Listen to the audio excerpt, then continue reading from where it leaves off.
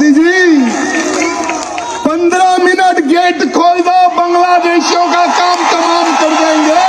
आज का हिंदू छत्रपति शिवाजी का मौला है, अफजल खान का सीना चीर कर हम भगवा लहरा सकते हैं। इस वक्त जितना शोर बांग्लादेश के इदारों ने और सियासतदानों ने मचाया हुआ है, मैं कहती हूँ कि अगर उसका 10% भी इंडियन आर्मी ने कर दिखाया तो बांग्लादेश का नामो निशान सफाई हस्ती से मिट जाएगा। हकीकत है वो ये है कि ना तो बांग्लादेश और ना पाकिस्तान दोनों मिलके भी इकोनॉमिकली जो है ना वो नहीं पहुंच सकते इंडिया तक। आपका आगे फ्यूचर जो है वो जन्नत है, काला जादू है, बकरे हैं, ये आपका फ्यूचर है।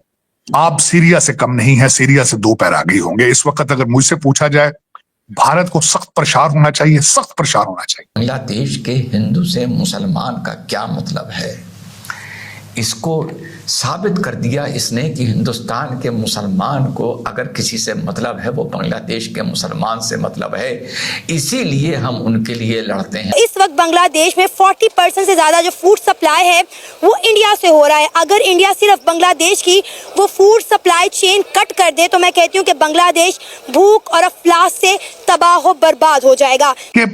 डॉक्टर यूनुस साहब ने पाकिस्तान को ना सिर्फ 23,000 टन 25,000 टन चीनी का ऑर्डर दिया है, साथ असले का ऑर्डर भी दे दिया। असला जाहिर है वो पाकिस्तान के लिए तो नहीं ले रहे, वो किसके लिए ले रहे हैं, ये भी भारत को परेशानी होनी चाहिए। नमस्कार दोस्तों आज सब देख रहे हैं किस तरह से बांग्लादेश में हिंदुओं पर अत्याचार किया जा रहा है और इसके साथ साथ अब बांग्लादेश के लोग और बांग्लादेश के सरकार में जो बैठे हैं वो लोग भारत को उकसाने की कोशिश कर रहे हैं और भारत के खिलाफ बड़े से बड़े स्टेटमेंट्स भी दे रहे हैं। और इसके साथ साथ अब बांग्लादेश में जो इस वक्त करंट गवर्नमेंट के चीफ है मोहम्मद यूनुस, वे भी भारत के खिलाफ एक्शंस ले रहे हैं और पाकिस्तान के साथ अपनी दोस्तियां बढ़ा रहे हैं, जिसे देख करके दोस्तों अब भारत के लोग भी बांग्लादेश को मुंहतोड़ जवाब दे रहे हैं। इसी तरह से अब भारत के एक मिनिस्टर ने एक बड़ा स्टेटमेंट दिया है जहां पर उन्होंने कहा है कि अगर बस मोदी जी और हमारी सरकार बांग्लादेश के बॉर्डर्स खोल दे तो 15 मिनट में ही पूरा बांग्लादेश को मिट्टी में मिला सकते हैं और बांग्लादेश नाम का देश ही नहीं बचेगा।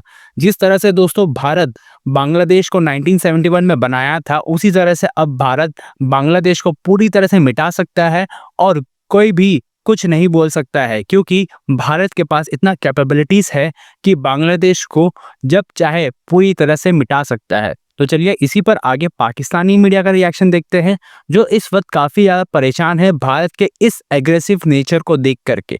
अगर आपको हमारा ये वीडियो पसंद आए तो वीडियो को लाइक करें और हमारे चैनल को सब्सक्राइब कर लें। बांग्लादेश अपनी औकात से कई ज्यादा बढ़ चढ़ के इंडिया को गुस्सा दिलाने में लगा हुआ है। इस वक्त जितना शोर बांग्लादेश के इदारों ने और सियासतदानों ने मचाया हुआ है, मैं कहती हूँ कि अगर उसका 10% भी इंडियन आर्मी ने कर दिखाया तो बांग्लादेश का नामो निशान सफाई हस्ती से मिट जाएगा।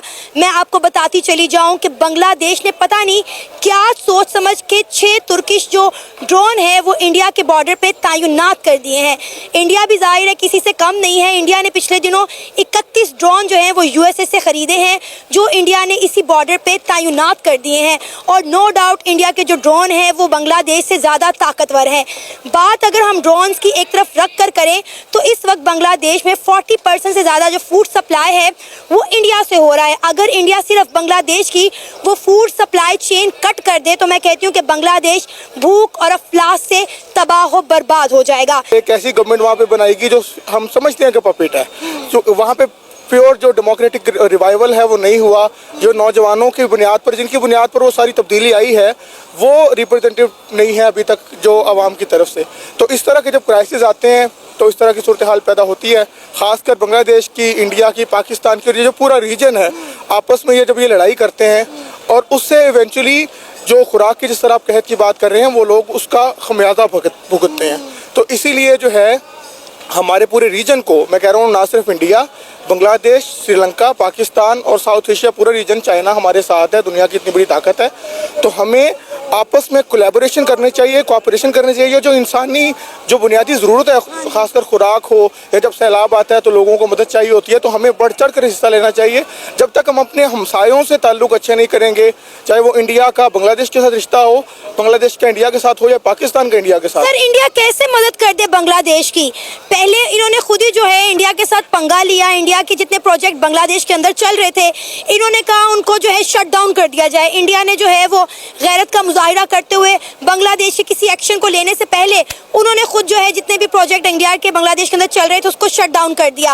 अब थोड़े देर पहले की खबर है कि बांग्लादेश की इतनी जुर्रत हो रही है कि वो इंडिया के बॉर्डर पर ड्रोन के साथ हमला कर रहा है, दूसरी तरफ वो इंडिया से मदद भी मांग रहा है। तो ये किस तरह की मदद हुई और इंडिया कैसे मदद कर दे? हिंदुस्तान के मुसलमान को अगर किसी से मतलब है वो बांग्लादेश के मुसलमान से मतलब है, इसीलिए हम उनके लिए लड़ते हैं। अगर हमें मतलब है, हमें म्यांमार के मुसलमान से मतलब है, इसीलिए हम उनके लिए लड़ते हैं। अगर हमें मतलब है तो हमें सिर्फ और सिर्फ पैलेस्टीन के मुसलमान से मतलब है, इसीलिए हम उनके लिए बोलते हैं।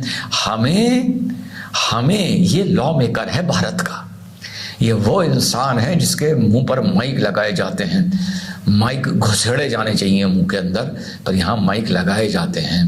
ये बोल रहा है कि हमें वहाँ के हिंदू से क्या मतलब है। ये वो लोग हैं जो पूरी दुनिया के मुसलमानों का सेकुलरिज्म के नाम पर ठेका लेके बैठे रहते हैं। क्या आप इमेजिन कर सकते हैं कि एक इंसान इतना बेशरम हो सकता है? मैंने बोला था आपकी सीए की बात को जाकर इसकी आज की बात से जोड़ूंगा। जब सीए का प्रोटेस्ट हो रहा था तो मैं ये बार बार उस टाइम में जो लोग मुझे सुनते थे, मैं बोलता था कि यार एनआरसी का प्रोटेस्ट एनआरसी के लॉज आने के बाद हम कर सकते हैं, लॉज को पढ़ने के बाद, देखने के बाद। लेकिन यार तुम सीए का प्रोटेस्ट क्यों कर रहे हो? नो सीए क्यों बोल रहे हो? अगर अफगानिस्तान से, पाकिस्तान से, बांग्लादेश से कुछ पीड़ित हिंदू, गैर मुस्लिम, आपके बुद्धिस्ट, जैन, सिख भाई आ रहे हैं, तो आप उनका विरोध क्यों कर रहे हो जिनको धर्म के नाम पर वहां पर प्रोसिक्यूट किया गया, उत्पीड़न किया गया है? तो मुझे इस सवाल का जवाब नहीं मिल रहा था। और ये लोग ये कह रहे थे कि नहीं भाई, वहां से आप पहले मुसलमानों को भी आने की परमिशन दीजिए, आप लोगों को अच्छी तरह याद होगा, तभी हम अलाउ करेंगे कि वहां से हिंदू आए। खैर, सरकार ने किसी की सुनी नहीं, मुंह पर गीला जूता मारा, वो अलग बात है। मैं लेकिन इनके प्रोटेस्ट की बात कर रहा हूं। उस प्रोटेस्ट के तार अब इसके इस बयान से जाके जुड़ते हैं।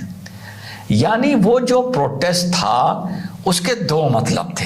एक मतलब ये था कि जब तक तुम मुसलमान को नहीं आने दोगे तब तक हम प्रोटेस्ट करेंगे कि वहां से हिंदू भाई, बुद्धिस्ट भाई, जैन भाई, सिख भाई को क्यों आने दे रहे हो, जिनका मजहब धर्म के नाम पर उत्पीड़न हो रहा है। और दूसरा उसका मतलब ये था, हमें उनसे क्या मतलब, उनके साथ क्या हो रहा है।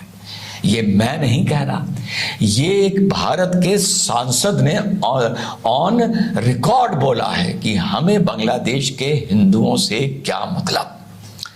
यही तार जाके जुड़ते हैं कि हमें कश्मीर के हिंदुओं से क्या मतलब। और वो देश जहां रात को फांसी की सजा रोकने के लिए सुप्रीम कोर्ट खुल जाता है, वो देश जहां पे 26/11 के आतंकियों को लॉयर्स मिलते हैं, बिरयानी खिलाई जाती है, वो देश जहां आज भी लॉयर्स मिलेंगे और आज भी उनकी केयर करी जाएगी, उस देश के मुसलमान अपना रोना रोते हैं, अपना मातम करते हैं, पूरी दुनिया के मुसलमानों का ठेका लेते हैं और साफ बेशर्मी से बोल रहे हैं हमें उनसे क्या मतलब।